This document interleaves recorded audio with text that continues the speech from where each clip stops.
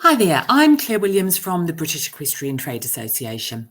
Welcome to today's episode, which is all part of BETA's Summer of Safety.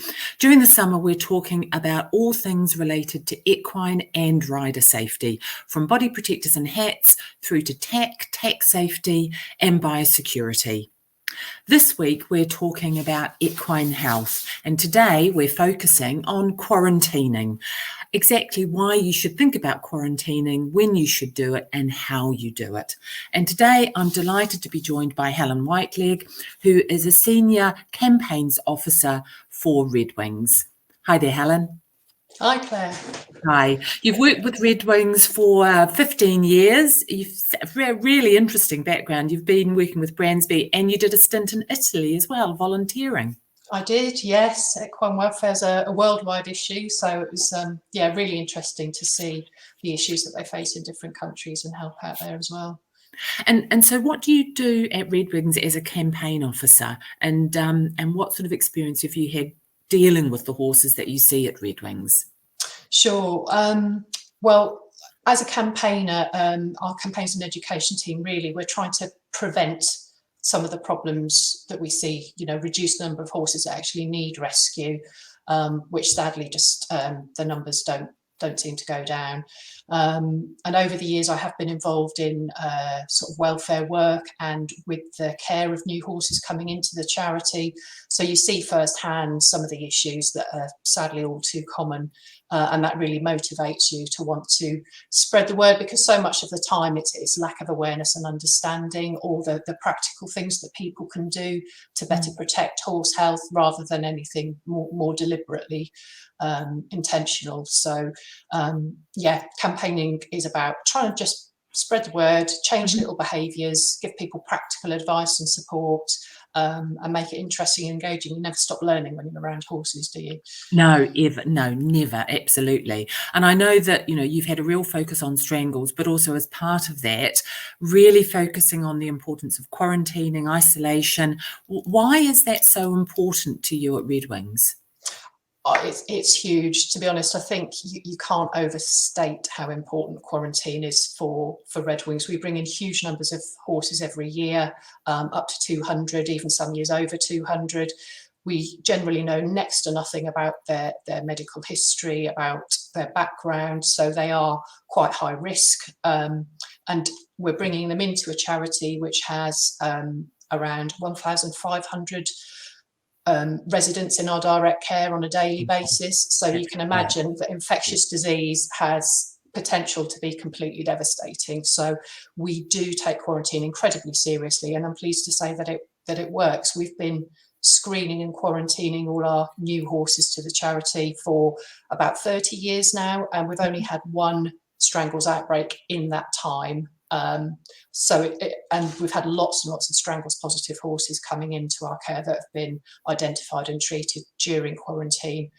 So it shows that although you can reduce your risk massively, there's still always a risk there. So you can never eliminate it entirely, but it's well worth investing in quarantine to protect the horses. And I know today, Redwings is a big organisation, big charity, so there's a big focus, but equally quarantining is something that everybody can do no matter what the size of their yard. It's not just for the big guys, it's something that everybody should think about when they're introducing new animals into their herds. Definitely. I think sometimes people seem to think that you have to have a specific isolation block to be able to do quarantine, but although we are, because of the scale of the operation, we do have a specific quarantine site here in Norfolk, we also can and do quarantine across the organisation. If we have a horse in one of our herds that has a slightly snotty nose, they would be quarantined immediately just as a precaution. 99% of the time it's completely benign, it's not an issue. We would always do that as a precaution. So you can be very flexible about quarantine. It's just about creating that distance and reducing contact. It's not hard to do, it's not expensive to do. And you can be really flexible. You can quarantine in a paddock, in a field shelter, in a stable. You can really make it work for you regardless of what your setup is, I think. Because as you say, you've got a quarantine block per se, and what does that consist of? In your world, what are your quarantine facilities, and what sort of procedures do you have? Sure. So in Norfolk, which is where most of Redwings sites are, we have a specific yard, which is a few miles away from our other sites, which is where all our new horses, I mean, sometimes we're talking about bringing 30 or 40 horses in at one time. So we manage them very separately. But also, even within that quarantine centre, we run separate quarantines at that site, because you need all horses in quarantine to go through the incubation period. And if you're then bringing a new horse into quarantine, it holds them back. And then if you bring a new horse in, it holds them back. So the original horses end up being stuck in quarantine for months. So we do separate them. And that's a site with stables, with wood chip paddocks. It would look like any other yard. But we also quarantine, we've got remote sites in Essex, in Warwickshire, in Scotland, and they will also bring new horses in, and they function as sanctuary sites for permanent residents, and as visitor centres.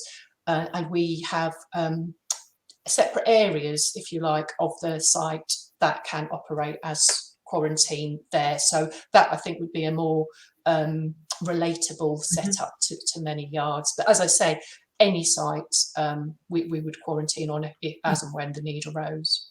And when, broadly speaking, not only in the Redwings case, but broadly speaking, when should you think about quarantining horses?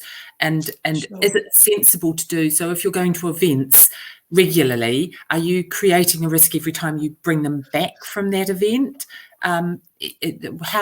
What's a sensible approach to take in terms of quarantine? Sure. Yeah, that's a really interesting point. I mean, from our perspective, we think that one of the biggest risks, obviously, is new horses arriving that are then going to be resident at the site, but that's much more manageable. That is a sort of a one-off occasion, if you like, where you can do a routine, have a protocol in place. This is how we manage new horses, and you're dealing with a raft of potential risks in terms of infectious disease or worms, and also helping you to get to know that horse before you then work out the best regime and companions or whatever to put them with.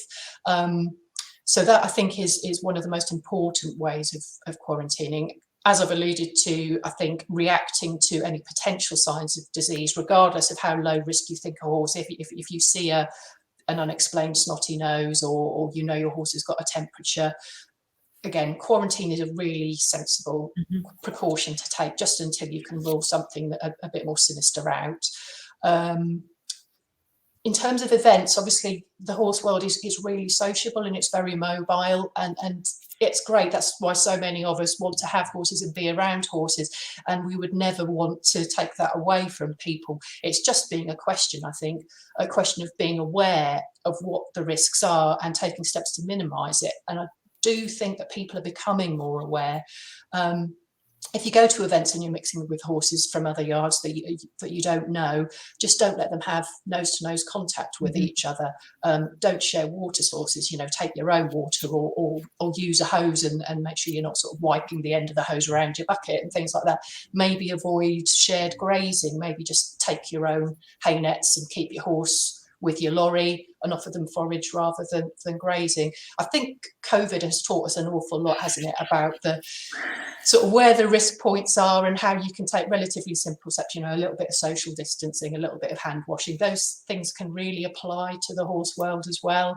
Yeah, and once they become a habit, you can sort of, really build them in and not have to think about them. It's less effort, I think, when it becomes second nature. It's all about that biosecurity. Before COVID, biosecurity was this weird word that really nobody understood. And now suddenly we are all daily taking biosecurity measures for ourselves. Absolutely. And so that makes it much more transferable to the horse world. We're sort of doing it without knowing it. Absolutely. I mean, I think people were saying the other day, doesn't it feel weird not to wear a face mask now? And I think you can flip it, wouldn't it feel strange if you did let your horse touch noses with a horse you didn't know? You can, after you've just made that effort to put a habit in place, and then it feels weird not to do it. Yeah. So if you maybe don't have a procedure in place and you want to put a procedure in terms of setting up a quarantine area or making something available, is there any special equipment you need? If you don't have the luxury of a separate yard, what are the sort of the easy steps to do? I think that the two key things really are about having space, and all that means is creating a boundary, a clear boundary, so that everyone can see exactly where the boundary is. And you don't need, we've done it with a line of shavings bales or poles with some electric tape just strung along, just to make it really clear that that's like a mini fence. This is the quarantine area boundary. And what then sort of space? I mean, when you say make space, yeah, are we talking 1 metre, 2 metres, 5 metres? I think it depends what your, obviously it depends on the disease. I mean, we quarantine for strangles specifically. That is our high risk infectious disease, and that's a disease of contact. It's not an airborne disease, which does make it easier.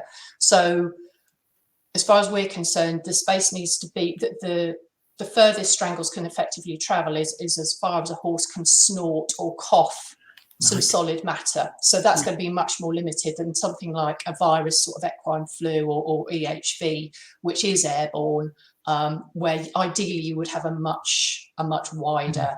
But again, it's about what's practical for you. Any quarantine is better than no quarantine, to be honest. But for us, we would say 10, 12 feet should be adequate for strangles, just to accommodate anything that comes out of the horse's respiratory system.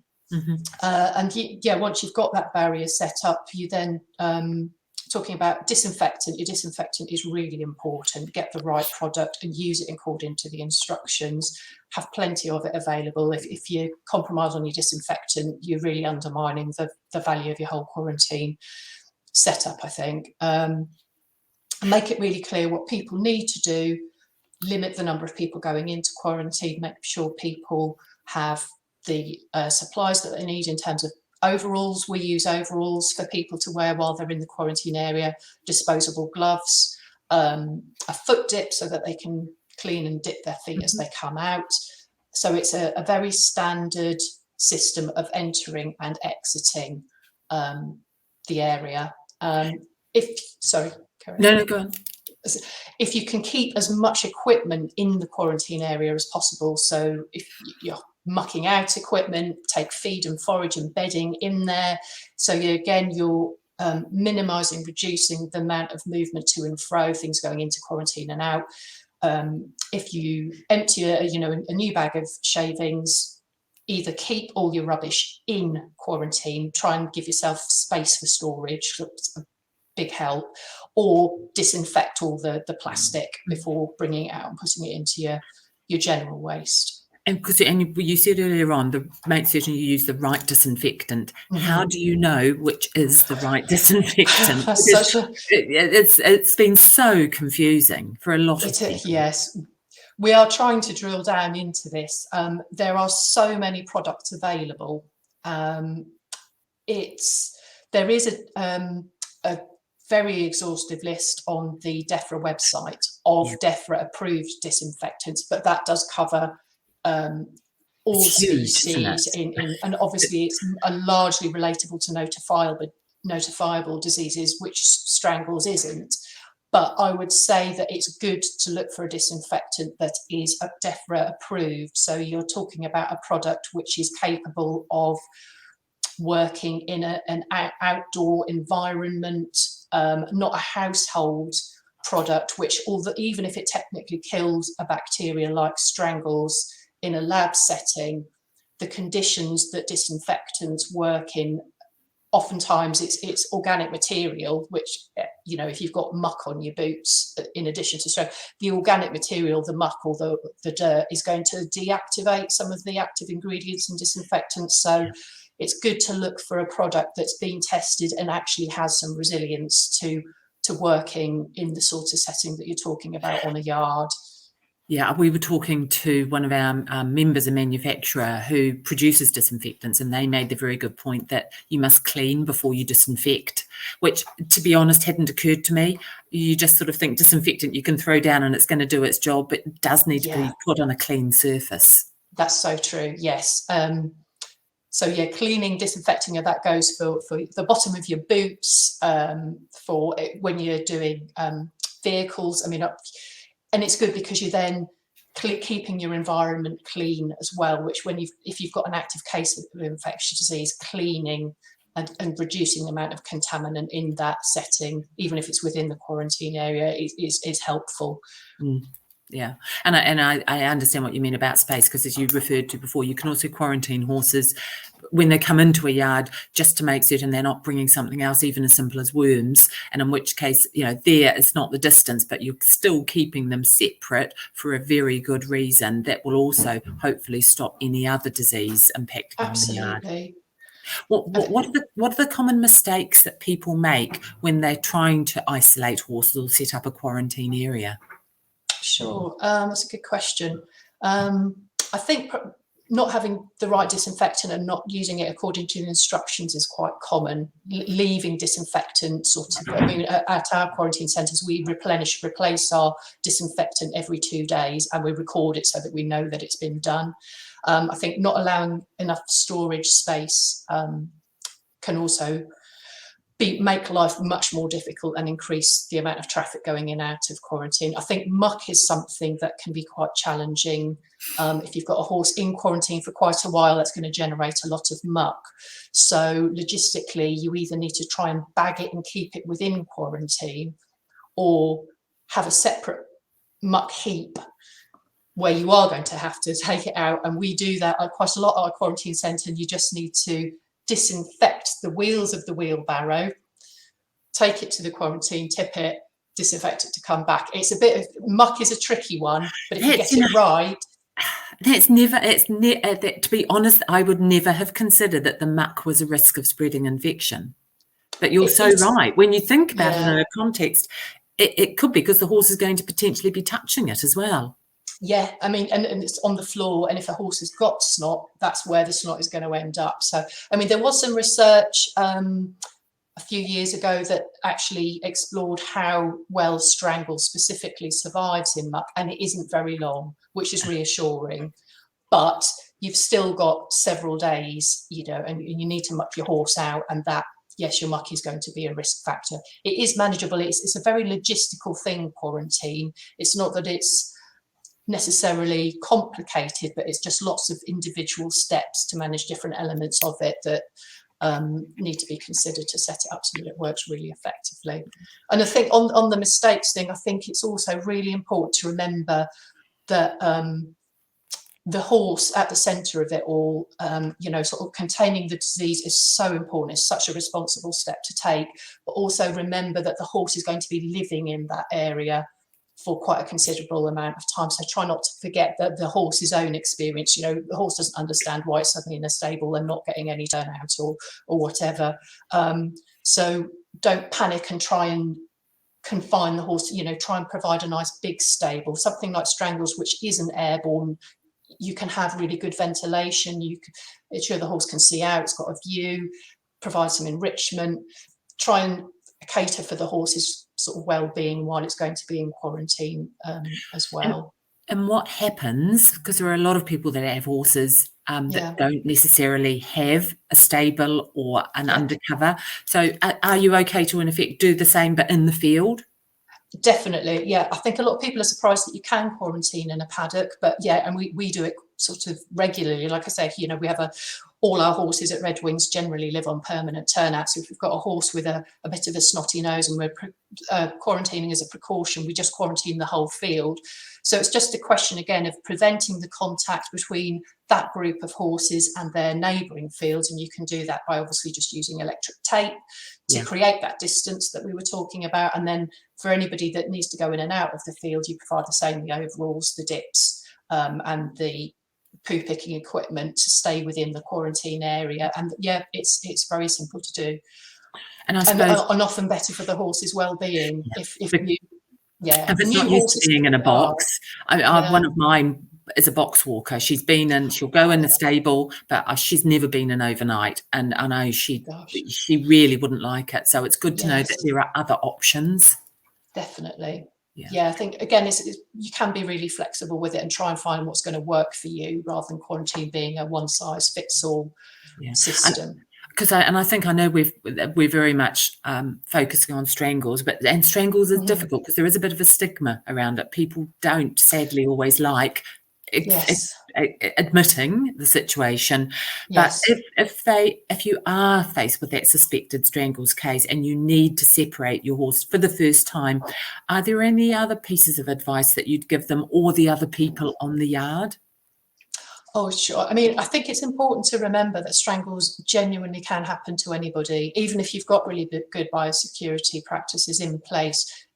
As I said, Redwings had an outbreak with our top of the range biosecurity processes. It's a risk for anybody, and it's not having strangles that I think should be seen as an issue. It's how you deal with strangles, and being open and responsible and quarantining your horse is such a responsible thing to do, and you are doing it to protect other people's horses as well as your own, and I think that deserves recognition and reward. And I think that it is improving in that area. If you see people notifying on social media that they're aware of a strangles outbreak, you see lots of positive comments, thank you for being so open, well done, wishing you luck. So I'm hoping that sort of raising awareness and making people understand that it's not a question of blame or fault. It's certainly not linked to poor welfare or anything like that. No. The best kept horses imaginable are still susceptible to infectious disease. So, and I think if somebody does have a confirmed case of any infectious disease, it is a really anxious, worrying, tiring, expensive time often, and people need and deserve support. The horse might be isolated, but don't isolate the owner as well.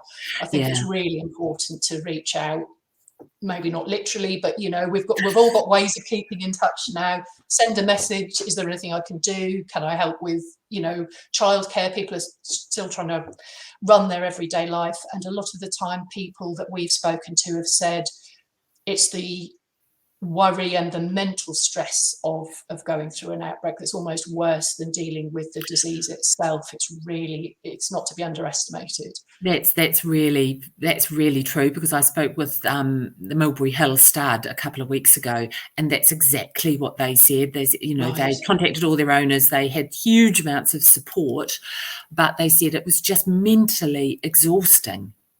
Absolutely. And that was an EHV, but they controlled it, and they had huge support.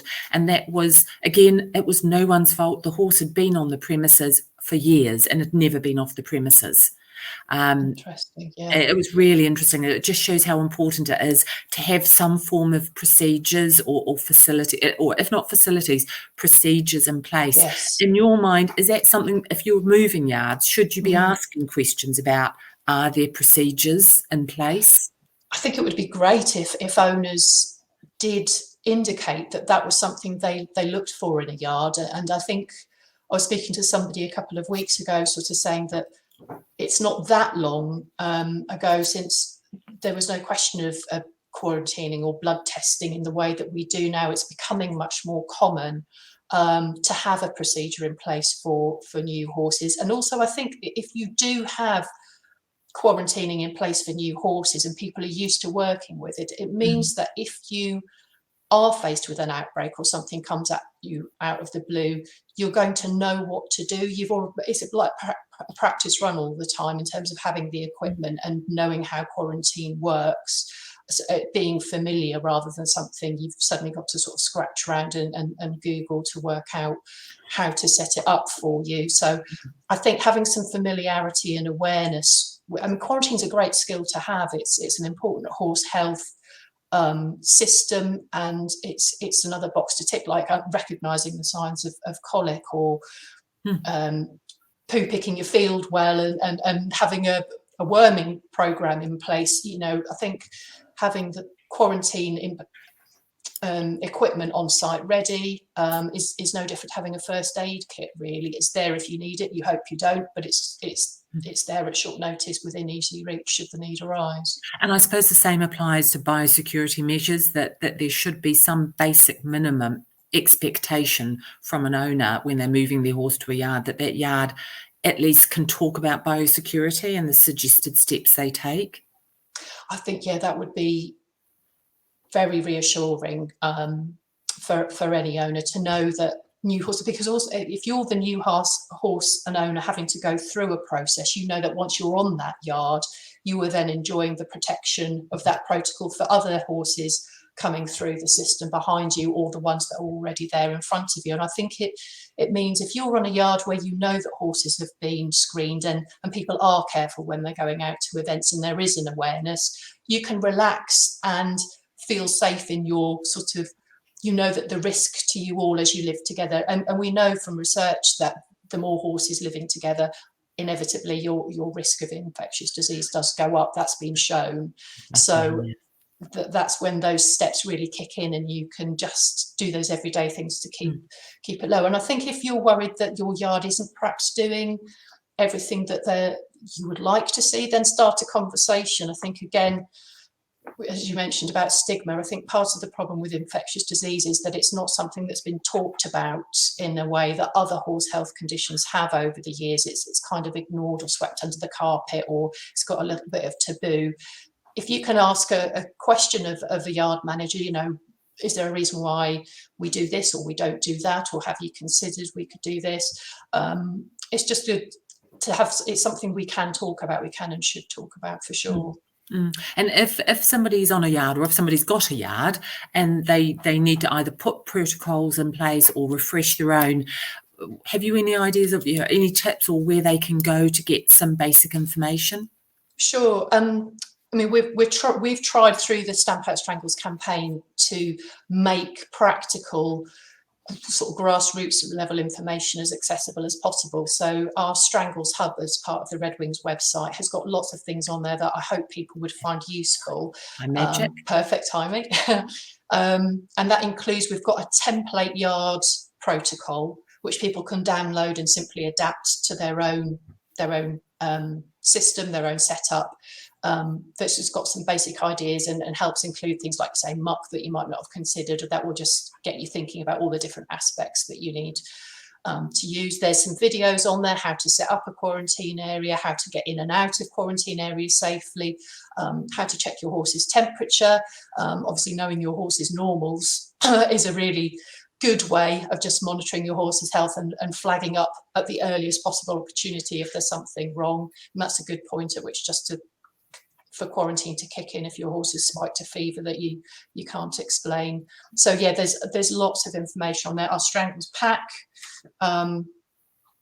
she says, which is, yeah, we're very happy to send to people, and that's got practical resources, things to help you stay safe at events, isolation notices that you can use just to flag up if you are quarantining your horse, a checklist of things that you would use to set up an effective quarantine area.